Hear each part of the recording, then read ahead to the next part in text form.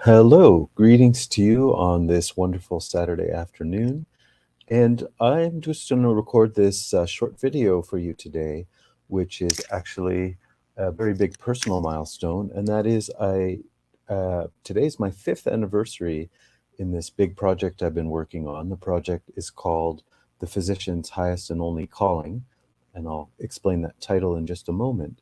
But this idea of an anniversary, what is it an anniversary of? Well, on October the 1st, 2017, I started into this project with the simple goal, um, not easy, but simple, of not letting myself ever miss a day again of studying dynamic science and dynamic philosophy. And and by not missing a day, what I mean is that for now 5 years, I have not spent less than 30 to 60 minutes each and every day studying in this field. And of course, there are days where that's difficult. You know, there are very busy work days and a lot of demands, but this is part of the persistence of this goal is to not let any of those days go by. And in fact, that's where really this started, because it wasn't 5 years ago that I first got interested and started reading philosophy. That's been going on for many, many years for me. But the specific origin of this project was realizing that far too often I was letting the busyness of day-to-day work and the clinic and everything really be an excuse or a barrier to to what really should be this goal of not missing a day. So 5 years I haven't missed a day, and I think that amounts to 1,827 days. I'd have to go look at my notes, but I believe that's the right number. So we can call it the 1827 anniversary. 5 years is easier to say, of course. And also in that time now, I've read or studied more deeply 60 books. Now, here is so that's wonderful for myself. I'm celebrating, I'm happy. I'm 5 years into a 28-year goal, so things are going well so far. But things have been emerging, as I have this very simple goal, as I said, of not missing a day of reading.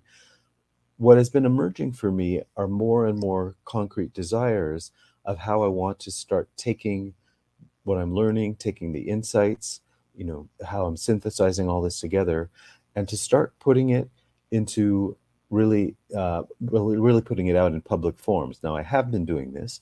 I have written some blog posts and I've done some of these videos in this kind of format. And that will continue, but my desire kind of keeps getting more and more focused, that I want to keep this as a very um, kind of a very educational project, not just for myself, but anyone who is interested in similar topics. The philosophy of of life and medicine and health. All of these interwoven topics, and the kinds of books I'm reading. How do we take not just abstract philosophy, but really the kinds of the forms of knowledge which really makes things more practical, more better outcomes in the clinic, better results, enhancement of the life function, enhancement of health.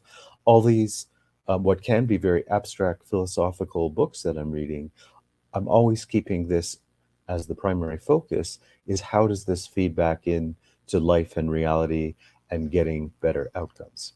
So anyways, this is the broad project, and if you are in any way involved with Heilkunst or any related field, or you're just simply interested in philosophy and how do we kind of live a better life for ourselves, how do we bring more good into the world, through our hands, through our own actions, and all of this.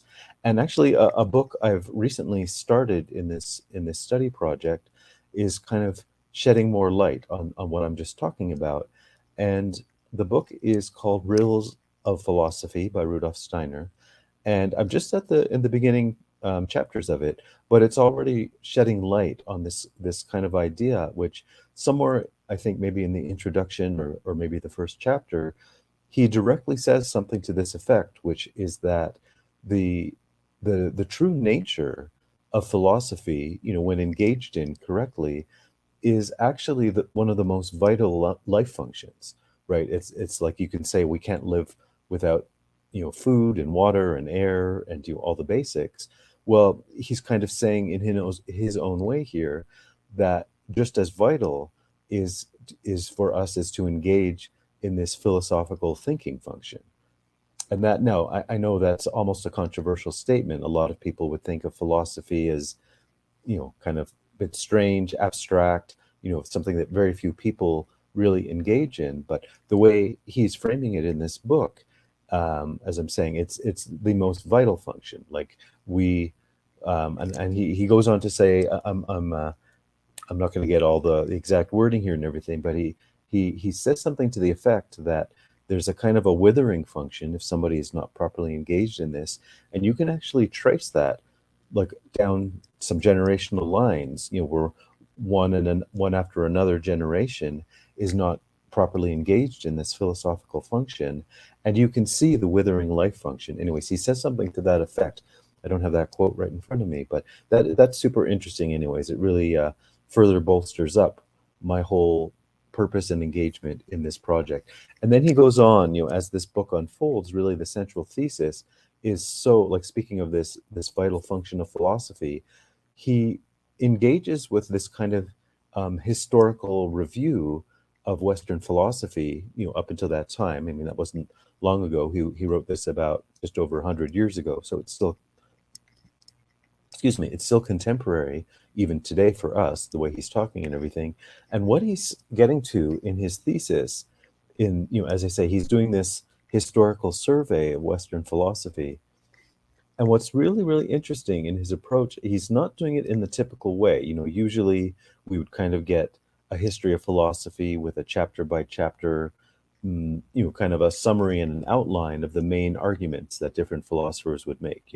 This philosopher was talking about this, and this one was arguing for that, but then this one disagreed with him. And we kind of get something like that. And so typically, a student of philosophy will come to a book like that, or even they'll just come to the field of philosophy in general in a similar vein. And they're just trying to sort out, almost like watching a sporting event or something. Do I root for this team or do I root for that team? Do I agree with this philosopher or that one? This is where almost, I mean, this isn't explicit in a philosophy program in a university, but it almost becomes like the unwritten goal that you have to kind of find your own identity in terms of which philosopher do you most identify with. Oh, I'm a Kantian, I'm a Hegelian, I'm this, I'm that. And again, like in that sense of encouraging that you're joining into this centuries long debate. Are you like I just related it to a sporting event. Are you rooting for this team or that team? Well, Steiner takes a very different and vitalizing approach in this book, which it's not like that, but he is actually, just by using examples from the history of philosophy and illuminating these different points and everything, actually showing us a much deeper process going on through the history of philosophy, which is really illuminating this ongoing evolution of human consciousness, which is a much kind of bigger topic. It's a vast topic, but just to say that the way he's structured this book, that each chapter, each philosopher, each debate point and everything isn't what he's focusing on, but really this kind of the emergence of different functions in human consciousness as we go through the ages, where simply one philosopher or another kind of came in to play the role of illuminating how that function was kind of being born into human consciousness. So just a quick example, he illuminates how in ancient Greece, really, really kind of what's considered the beginning of Western philosophy, in our kind of current history, there in ancient Greece, as far as this evolutionary process was concerned, was the birth of the function of thinking for human consciousness.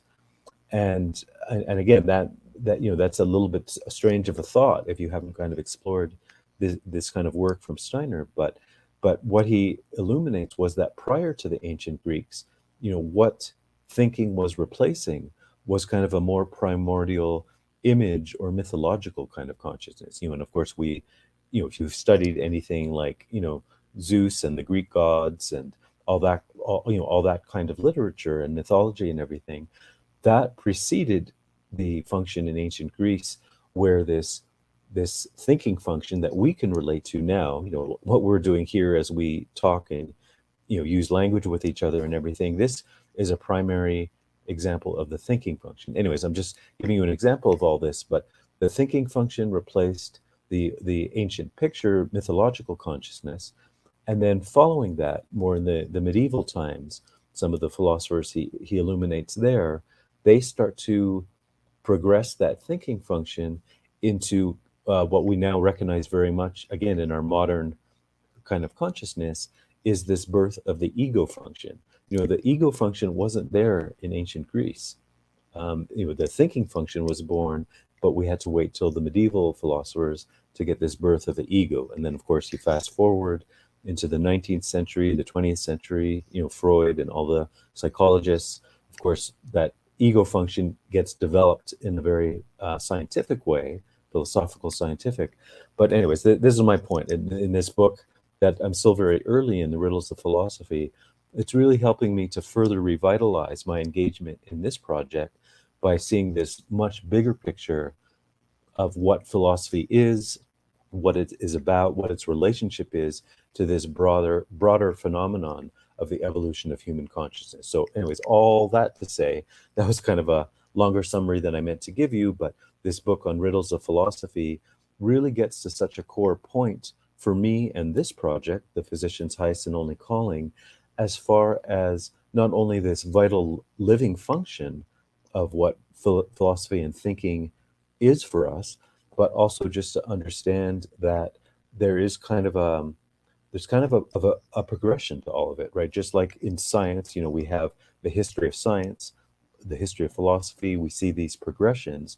Well, that's exactly what I'm trying to be a big or little, even little is good, a contributor to this progression in the evolution of consciousness to how we understand all of these topics, philosophy, thinking, life, vitality, health, like all of the things that I'm practically involved in my day-to-day work with patients using Heilkunst medicine. This is the whole purpose of this project, is to really push out on the outer limits, really push on the edges and really get even better outcomes and better results than we can as we are today, right? So let me say that in another way. I get to a point I just made a couple of minutes ago. A lot of people may look at the field of philosophy as fairly abstract. Often it's thought of as useless, generally speaking.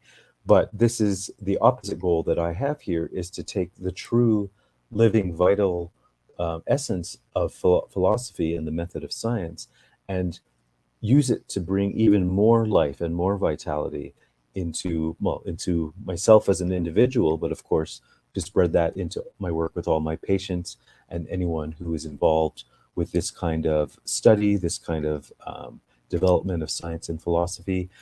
And one more just general topic, just to tie all of this together.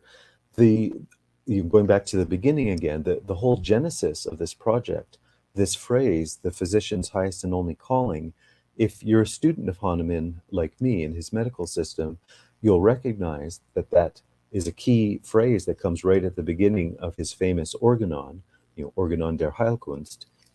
And it's right there in the first aphorism. I don't have that up in front of me to read the whole thing, but the first few words of that first aphorism in their English translation is that phrase, the physician's highest and only calling. So now he's using that in a very specific context as he's introducing the topics of the book, and he's starting into the aphorisms. But I've always been struck by that one phrase, and it's become this whole 28-year project for me, which it's just inspired this ever expanding form of thinking for me, where you take this physician's highest and only calling, and it's everything I've just talked about and so much more, right? This vital function of philosophy. And even if we look at the word calling, like calling is a very individual phenomenon, like we all have some unique calling within us. We of course, we know that phrase, somebody is called to do this or called to do that. Like it's not, unlike philosophy being an abstract useless pursuit. A calling is this very deep drive that comes out of an individual, which is the most vital function for that individual. So whatever my calling is, whatever your calling is, whatever anyone's calling is, this is one of the most essential formulas we can put forward as to what somebody needs to really enhance their health, their vitality, their full engagement with who they are and what.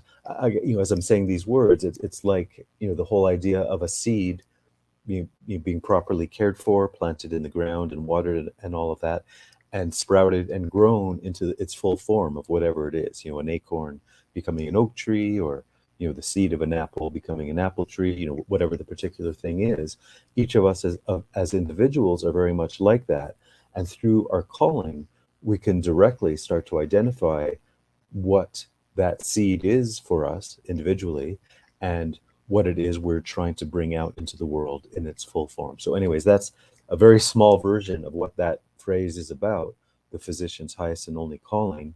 And this is what I'm celebrating today, is my 5th anniversary into my 28-year project of unfolding this all. And I'll just leave you with, I don't know if this is a thought or a question or just a call to action, but if you in any way are connected to this form of study of dynamic medicine, Heilkunst medicine, the history of philosophy and science as it pertains to life and medicine and all these topics, please jump on in, comment here or contact me in in some form, and we can just continue to grow this conversation. And if I had a drink here, I would toast myself to to many more 5-year chunks of this project, and as I continue to grow through my studies and onward and upward, as they say. So thank you for joining me, and I will see you soon.